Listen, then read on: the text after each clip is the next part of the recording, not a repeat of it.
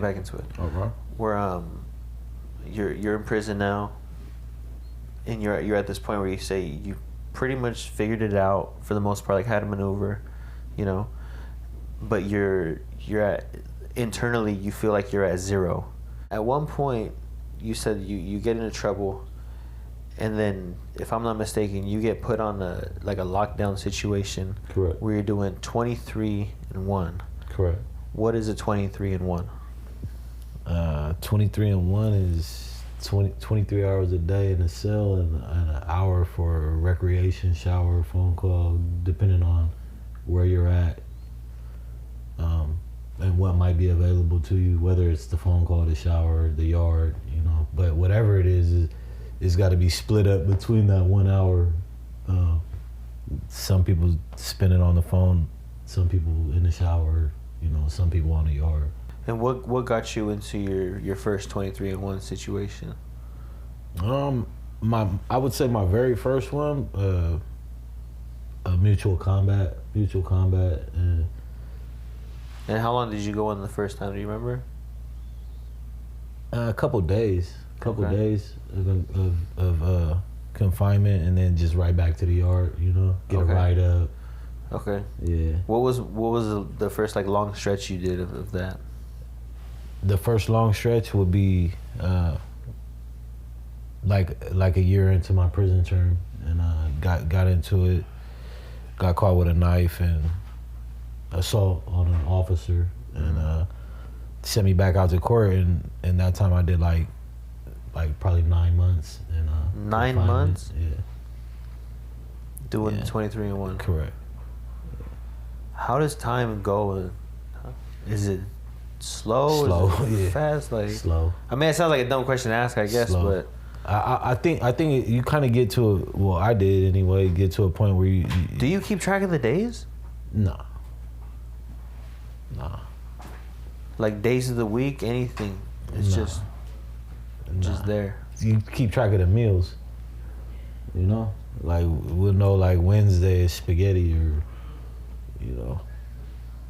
And so for that 9 months though, like you're eating by yourself in your cell? Yeah, you eat in the cell.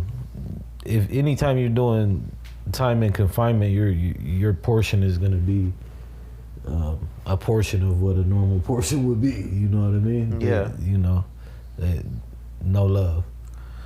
Okay, and when you say no love, when you're in there, I mean, it's enough that you're in this confinement, and that's like, I would say like torture, like mental torture enough. Are the guards and the people that you're interacting with on the daily, are they making it worse, or are they making your time better? I would say I would say for everybody it would be different, you know. I've ran into some really good correction officers, you know what I mean, like just men and women, you know what I mean, just stand up individuals For sure. that are doing their job. And then you got people who just feel like it's their job to make it harder, you know. It just depends on what type of individual you're dealing with. When you're doing the 9 months in there, and you're thinking about like how you don't have any opportunity to do anything, where do you find it in yourself to start shifting it and changing your mindset to a positive way? Was it your kids? Was it a religious thing? Was it just disappointment in yourself? Yeah, probably just disappointment in self, honestly, more than anything. Just knowing that like it's not getting better, you know what I mean? But it took a while to get there. Yeah, it definitely took a while. I mean, it took to hit rock bottom, like literally catch a case in prison, and just people to start looking like, damn, bro, like I think that's where you really want to be. Like, yeah. When was the real rock bottom in all this? I would say right there, and like a year after coming out of fighting that and getting the extra time, I lost my grandfather like at that time, and it was pretty difficult, like just being in there and like a man mourning another man, you feel me? Like, I mean, obviously we all lose people, you feel me? And we all mourn in our own ways, but like when you're in there, you don't even feel like it's appropriate to mourn. So it just hit a little different. Yeah. Yeah. Wow, that's deep. Yeah. Yeah, but yeah, that was I would say that was part of the rock bottom right there though. You feel me? Like knowing like it's one thing to be at rock bottom for yourself, but then like just the shift in your family and all that. You feel me? I think that just shows like what a solid dude that you are. That you're saying that I feel like I didn't have a right to mourn in there, and that, you know, you're more concerned for your grandfather and the respect for him than the feelings that you have for yourself. You know, that's pretty crazy. Yeah. Of everything that you've been through, and that you're still acting in a selfless way when you're locked up in this box. Yeah, that should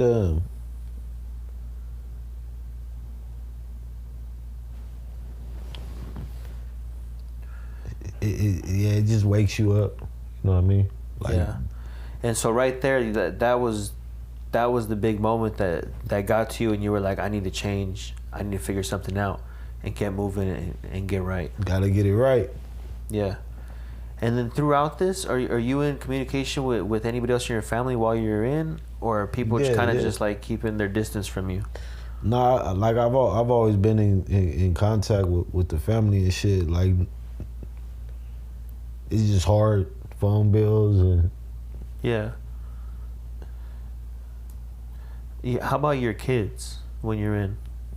Nah, so I got a son that's like 21, and I haven't seen him since he was like 3. But I didn't have no contact with him going through that. Nothing at all? Nah. Has he reached out to you at all?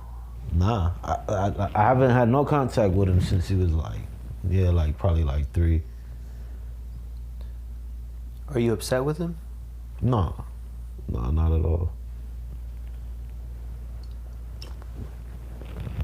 Upset with myself? Yeah.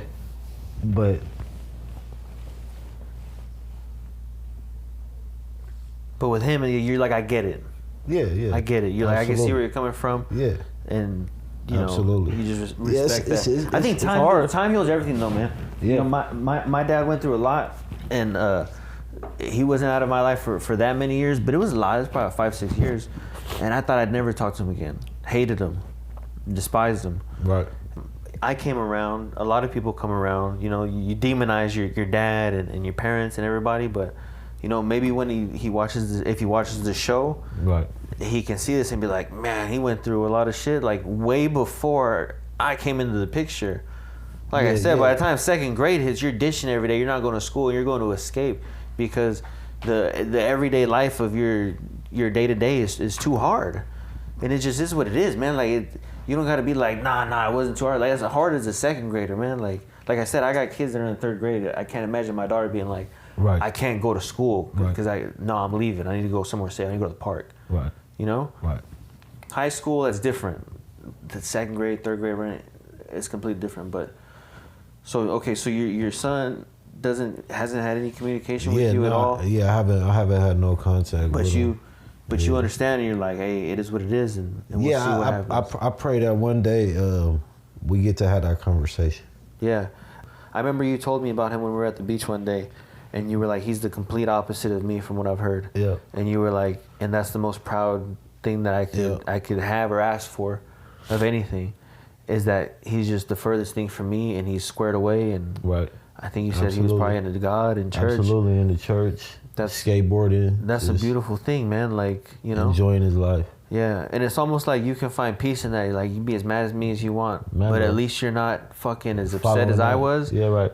In prison, in a box, mad at me. Right. You can be mad at me out here in the streets and use me as an example, which is honestly what's helped me through the successes in my life and find them and avoid mistakes is by avoiding the mistakes of my father. Right. So it sucks because a lot of times my dad is like, hey, I'm really sorry that I wasn't there for you in your life to guide you in the right direction. I'm sorry you had to have stepfathers. I'm sorry that you had to learn things in the streets, drugs and all these things, you know? But I told him, I was like, you have no idea how much you taught me Right. through the life that you've lived. Right. It's almost like you were like the sacrificial lamb, like from heaven, you know, that God sent for me. Mm-hmm. That he was like, look, for my dad, he's like, you're going to go down this rough path and it's going to be really, really hard. But the bright side is that your son is going to see this and stay far from it and go the other way and then be able to help, you know, all these other people and do other great things and raise more kids than you were planning to have, you know? Right. We don't know what the reasons are. I'm just starting to figure this stuff out for myself. No, I hear you. But there's usually like, and you got to believe that because you're like this miracle story that everything happens for a reason and there is greater purpose if you search for it. For sure. Right? For sure. But I want to get to you getting out of prison, getting out of that 10-year bid. So you're doing the 9 months you said was your first long stretch. Mm-hmm. Once you get out of that, how are you moving?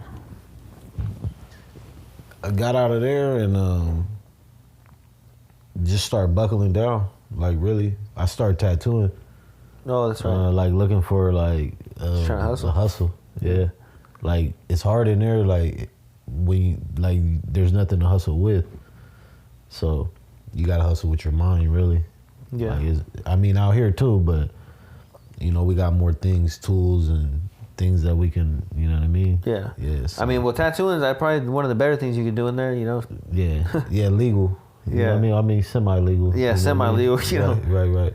Okay, so you start buckling down. You find a niche. You find some kind of hustle, something you can get interested in. Some I enjoy doing. Some to take up some time. Yeah, and how's it going? Did you pick it up pretty quick? Yeah. Picked it up quick. Started tatting on myself. Start tatting on everybody else. Yeah, and they're happy. Yeah, I didn't really have too many complaints. Yeah. You know I'm sure you would have found out. I'm sure you would have heard. Right. Yeah. But that's awesome. Yeah. So yeah, that kind of I would say that was the beginning of me like really just. There's a bright light. There's something. Yeah, something's working. Yeah. You feel me? I just figured out how I could like get it off the land. Okay. You know what I mean? So then what? So what's next after that? After that, I got shipped out of California. I got shipped to like Arizona, Oklahoma. So up the road, you feel me? And just in general, there was more opportunity out there. You know what I mean? But the downside to it was we like got like secluded from family. No more visits, no more phone calls. Like, you know, so I really just took it on the chin and start reading a lot, start taking a lot of notes, kind of just trying to soak up some game from anywhere I could. You know, just seeking knowledge on real estate or, you know what I mean, getting an auto dealer license or, you know, just from anything, you know, opening a food cart, just trying to brainstorm, put it on paper, see what makes sense. What do I have to make an hour to be sufficient out there? Yeah. So you start doing math. You start trying to game up, and you're like, this is basically like your college, your education. Right. And you're like, this is my time now. That you're like, I got time. Right. Like, I'm gonna do something useful with it. Right. Let me read a couple more books. Yeah. Okay. You know, just. So you start doing that, and you're staying out of the 23-and-1s at this point? Yeah. And you're staying clean, you're flying square. Start going to school. Yeah. I had already been down at that point like 6 years before. Like I was on a waiting list for like 6 years to get my GED because I never graduated. Oh yeah. So around that time I had got back into school. I got like off the waiting list and into the classroom. Start working on my GED, got that. I was like low-key the valedictorian, you feel me? Oh yeah? Yeah, like they called me in there and... You got first place. Right. Yeah. Right. Out of like, whatever. It was like a lot of people, but... Yeah. Yeah, it was dope. You feel me? I went up there, did my little speech. You feel me? Shed a tear in front of all them dudes. You feel me? It was it was hard. It was hard. It's a huge moment. It was hard for to you, get up man. there and tell the truth in front of a bunch of convicts. You feel me? Yeah. Definitely. But I mean, it was one of them moments that was like reassuring because I was never really too good in school. You feel me? Never really, you know. Well, I was never really into it. You weren't into it, yeah. You weren't there, and mentally, like, you know, it would be unfair for you to be like, man, I sucked at school. Like, it's not about that. Right. You weren't at school. You didn't have a shot. You didn't have the same shot that I had at school. Right. It's just, it is what it is. Right. I wasn't like, so I did like. So when you passed your therapy. GED, you did speech therapy. Yeah. I was like in speech therapy in school, but I was also in like the IEP class, you feel me? Like for the slow learners. So yeah, my brother was in that. I wasn't like, I ain't about to do that shit. Had these people looking at me crazy because I didn't feel like I was crazy, but y'all got me in here though. Yeah. You know, so. Exactly, because you're like, bro, I know that that's not what I'm on mentally. Like, I shouldn't be in here. Yeah, and that's going to piss you off more. That kind of turned me off to school also in the beginning, you know? Yeah, because you're like, man, I'm not going to show up and get put in there. Yeah. Right, looking crazy in the crazy class and shit. So to eventually get the GED and tighten it up was like, it was a mental hurdle that I ever overcame that kind of like helped solidify the direction I was trying to go in, like just with, you know what I mean, obtaining knowledge and, you know what I'm saying, trying to shift into a different direction in regards to like finding a career or. And how long before you got out was that? That was like right. Like 4 years, huh? Yeah. So it was like, probably I would say like 3 years prior to my release. Okay. And so for that last period, after you get your GED to when you get out, what are you thinking about doing when you get out? Where are the ideas? Man. Everything but what I'm doing. You know what I mean? Like literally. But I would say it was just all entrepreneurial shit, like Turo, you know what I mean? Like getting cars. How were you up on Turo when you were inside? Oh, let me really backtrack, because you had said that like while you're in there, like you had like a TV and phone, like all these things. Yeah. A lot of people don't know that, you know. They think that that's like a low key thing, but no. When I finally found Google, it was like marriage. You know what I mean? Because it's like going through these books and looking for words and then just typing in a word and getting everything you're looking for. I was like, whoa, this is major. So how'd you get the phone? Grinding, man. Just hustling. You feel me? Selling anything I could, really. But do you remember how much the phone was? So when things got turned around for me in there, phones were going for like $1,200 in Oklahoma. I think I had like $400 or $500 to my name. You feel me? And I knew a dude who had a phone, but it was a flip phone and the screen didn't work. Mm-hmm. You know what I mean? And he was willing to sell it for like $300. I bought it, and then my neighbor had the same exact phone, but he had blew out like the circuit board trying to charge it, but the screen worked. So I bought that shit off of him, and I just combined the phones. Like, no way. Bam, yeah. What the fuck? Yeah, I took the screen off of one, put them together, had a phone for like $500. They was going for $11, so save yourself I got equity. $600. I got equity. I'm in this phone good. Right. That's hilarious. Right. Oh man. Okay, so you get the phone and then you just start Googling and stuff. Yeah. And then chopping it up and communicating. What's the service like? A little chick. What's the service? Yeah. Like $50 a month. No, I'm saying, is it good? Like you got reception and everything? Like you're solid? Yeah, solid. You got a phone and you can move? Solid. All right. As long as you can hold on to it. As long as you can hold on to it. Yeah. What's that mean? They come every day looking for them. So now you're on the run, basically. You feel me? Oh, yeah. Yeah, they looking for Can you get them. more time for having a phone? Yeah. Man, but you were risking it again. Yeah. And what was the risk there? Was it out of like boredom, that you're like, I just want this, or was it the knowledge that you're like, or a tool that this is the tool for me? Yeah, no, definitely a tool. It's being connected with the outside world and trying to put together your life so that you don't come home and not have one. Yeah. You know? So what was putting together your life on the outside like? Like, what does that mean? like How did it look like for you? you? You established credit from inside jail? Right. What? How'd you do that? You got added as an authorized user on somebody's card? Or Correct. And okay. they got a couple, you know what I mean, a couple cards in my own name. Hell and yeah. Basically anything that I would purchase while I was in prison, like I would purchase it on the card and then pay it back instead of... Where did you think of that idea? Like in all the books. That's like they tell you what to do.